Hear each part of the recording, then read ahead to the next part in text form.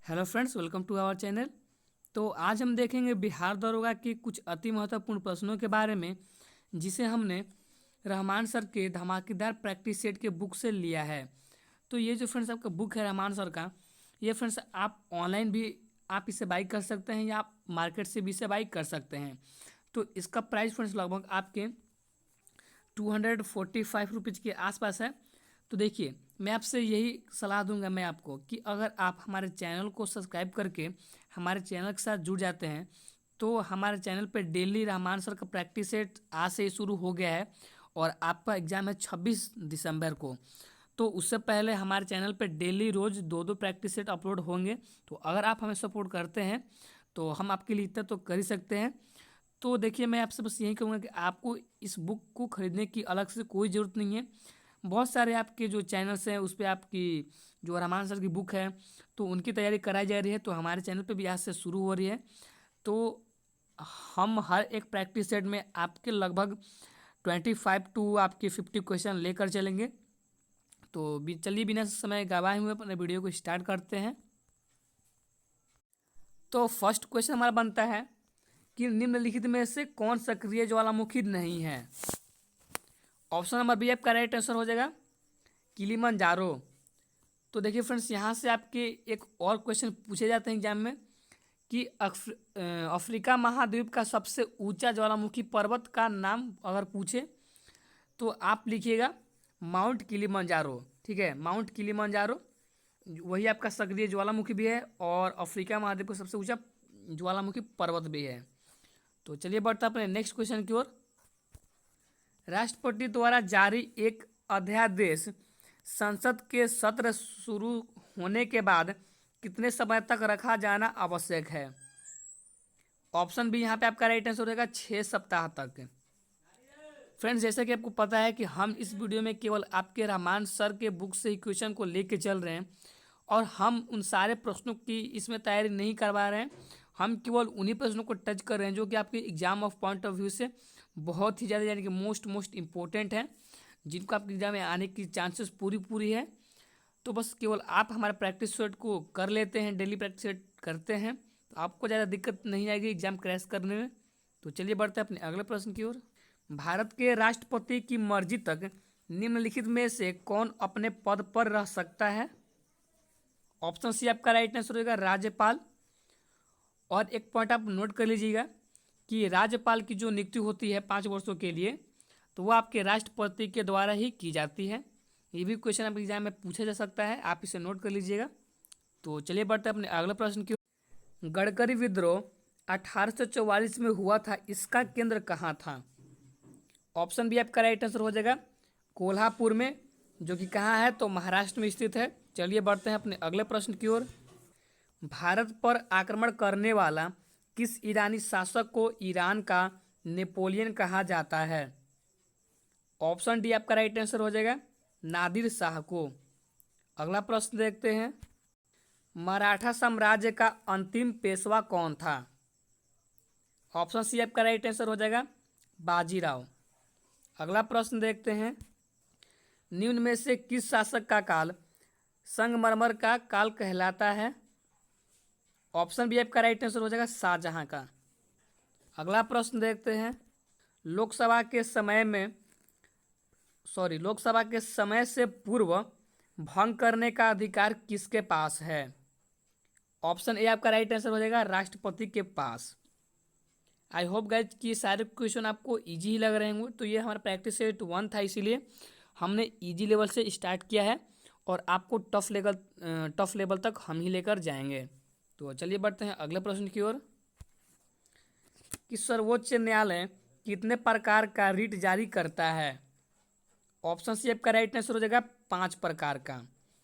तो फ्रेंड्स देखिए, आपकी एग्जाम में कभी कभी वो पांचों का नाम भी पूछ लेता है, तो देखिए आप इसे नोट कर लीजिएगा कि क्या क्या उनके नाम हैं। तो पहला है आपका बंदी प्रत्यक्षीकरण, दूसरा है आपका परमादेश और तीसरा है आपका उत्प्रेषण और चौथा है आपका निषेधाज्ञा और पांचवा है आपका अधिकार परीक्षा।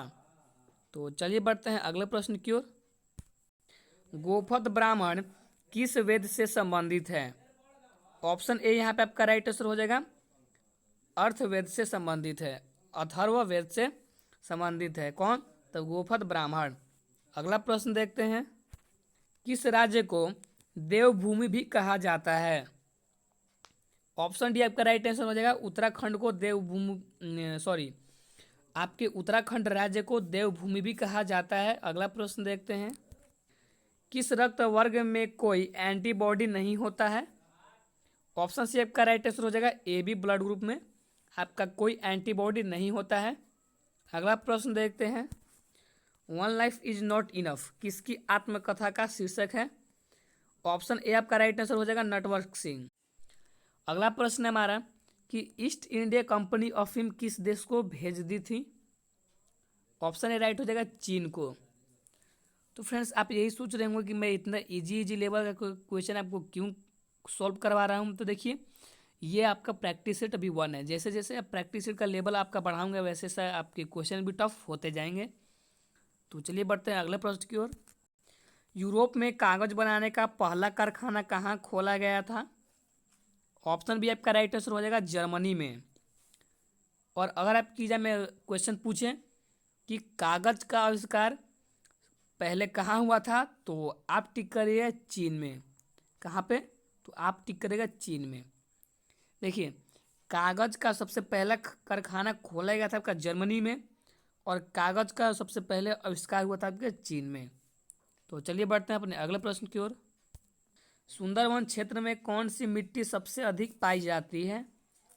ऑप्शन बी आपका राइट आंसर हो जाएगा, जलोढ़ मिट्टी सबसे अधिक पाई जाती है। अगला प्रश्न देखते हैं, मुद्रा का प्राचीनतम रूप है? ऑप्शन सी राइट हो जाएगा, वस्तु या मुद्रा।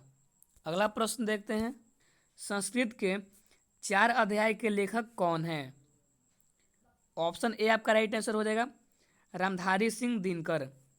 अगला प्रश्न देखते हैं, महमूद गजनवी के सोमनाथ अभियान के समय चोल राज्य का शासक कौन था? ऑप्शन सी यहाँ पे आपका राइट आंसर हो जाएगा, राजेंद्र प्रथम। अगला प्रश्न देखते हैं, विश्व स्तनपान दिवस कब मनाया जाता है? तो ये आप याद रखिएगा, ऑप्शन बी आपका राइट आंसर हो जाएगा, 1 अगस्त को। ये आपका बहुत ही मोस्ट इंपॉर्टेंट प्रश्न है। अगला प्रश्न, तो अगला प्रश्न हमारा ये कह रहा है कि व्यक्तिगत सत्याग्रह में विनोबा भावे को प्रथम सत्याग्रही चुना गया था, तो दूसरा सत्याग्रही कौन था?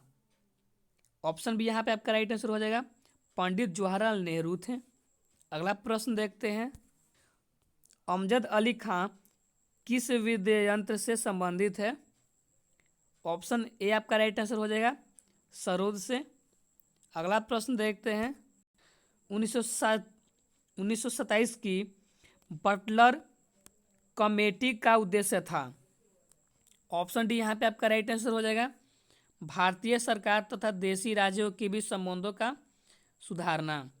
अगला प्रश्न देखते हैं, श्रीमती एनी बेसेंट कांग्रेस के अध्यक्ष कब निर्वाचित हुई थी?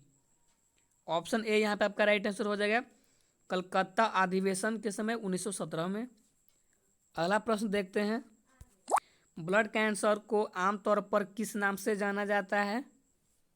ऑप्शन सी आपका राइट आंसर हो जाएगा, ल्यूकेमिया के नाम से जाना जाता है। ल्यूकेमिया के नाम से आपको ब्लड कैंसर को जाना जाता है। तो फ्रेंड्स, यहीं पर हमारी वीडियो खत्म होती है। तो मिलते हैं नेक्स्ट वीडियो में, और अगला वीडियो में होगा प्रैक्टिस सेट 2 के ऊपर। तो अगर आप प्रैक्टिस सेट 2 आप इसका चाहते हैं तो आप कमेंट सेक्शन में एक बार ज़रूर बताइएगा, और हमारी वीडियो आपको थोड़ी सी भी अच्छी लगी हो तो आप हमारे वीडियो को लाइक कर दीजिएगा, और चैनल को सब्सक्राइब करके हमारे साथ जुड़ जाइए। रहमान सर के सारे प्रैक्टिस सेट के ऊपर आपके जो भी इम्पोर्टेंट क्वेश्चन आपके बन सकते हैं, तो उन सारे प्रश्नों की तैयारी हो रही है। So thank you.